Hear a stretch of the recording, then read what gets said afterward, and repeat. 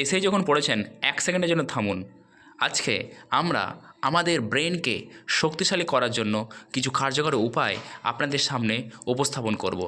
দেখুন, আমরা প্রতিনিয়ত বিভিন্ন জিনিসপত্র আমাদের মেমরির মধ্যে লোড করি, কিন্তু একটা সময় পরে গিয়ে মেমোরি আমাদের সেই সমস্ত জিনিসপত্রগুলো ভুলিয়ে দেয়। আমরা আর সেগুলোকে মনে রাখতে পারি না। আজকে এমন কিছু ট্রিক্স আপনাকে শেখাবো, যার ফলে আপনি আমার মেমোরিকে 10 গুণ শক্তিশালী হিসাবে কাজ করতে পারবেন। আপনি নিজেকেই পরিবর্তন দেখে চিনতে পারবেন না। আপনার বদলাটা বা আপনার পরিবর্তনটা দেখেই আপনি অবাক হয়ে যাবেন। কমেন্টে বলতে বাধ্য হবেন যে আমি এসব ভুলগুলা করেছি। তাই চলুন শুরু করুন। একটা গল্পের মাধ্যমে আপনাদের বলছি।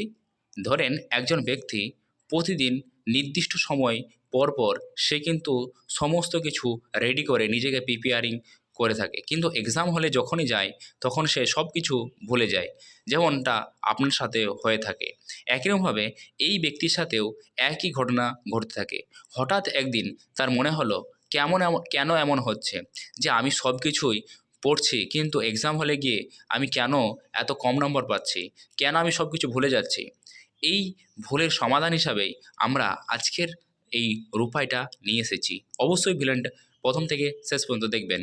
ব্রেন সব কিছু মনে রাখে না, সে সব কিছু ফিল্টার করে, এবং ফিল্টার করে যেটাকে মনে করার দরকার সেটা মনে রাখে, বাকিটা ডিলিট করে দেয়। তাই আপনাকে অবশ্যই এমন প্রসেস বা পদ্ধতি অবলম্বন করতে হবে, যার প্রথমটি হচ্ছে যে আপনি সঠিক সময় সে ফোকাস করবেন। আমরা জানি যে আমাদের যে ব্রেন সবসময় সঠিক সময়ে যদি ব্যবহার করতে পারি, তাহলে অবশ্যই আমাদের ব্রেন কিন্তু সেটাকে দীর্ঘ সময় ধরে মনে রাখতে পারবে। তাই আমাদের উচিত হবে যে আমাদের ব্রেনের সঠিক সময়টাকে ব্যবহার করা। দ্বিতীয়ত, এই মেমোরিটা যদি আমরা সঠিকভাবে ব্যবহার করতে পারি, তাহলে সেক্ষেত্রে কিন্তু অবশ্যই যে কোনো ব্যক্তির ক্ষেত্রে আপনার মেমোরেবল করা সহজ হবে।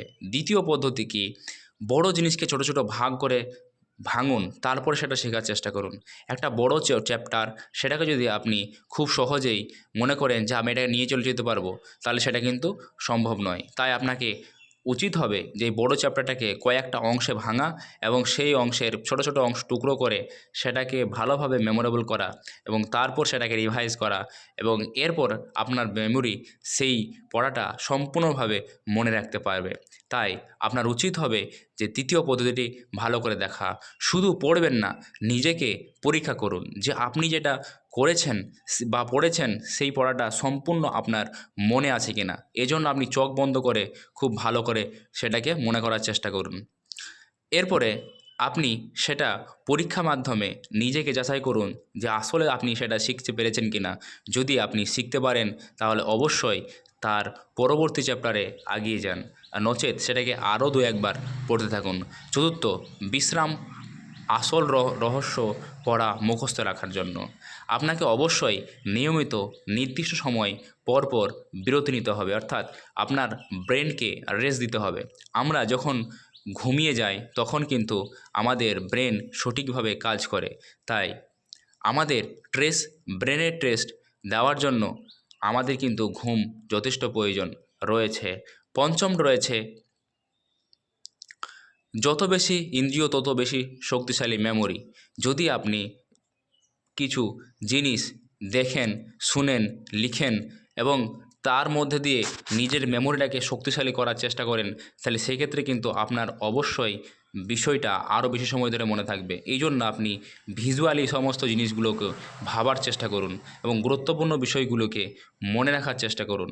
গুরুত্বপূর্ণ পয়েন্টগুলো আপনার মাথায় ধরে রাখুন।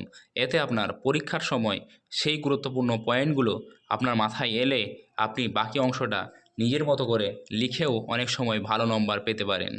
তাই অবশ্যই আপনি এই 5টা রুলস ফলো করে আপনার যে ব্রেন আছে সেই ব্রেনটাকে আরও কার্যকরী করতে পারেন। আজ থেকে এই স্মার্টভাবে 5টি প্রক্রিয়া বা পদ্ধতি অবলম্বন করে আপনার ব্রেনকে আরও সক্রিয় করে তুলুন, এবং একটি ভালো মেমোরেবল ট্যালেন্টেড মানুষ হিসেবে গড়ে তুলুন। ধন্যবাদ।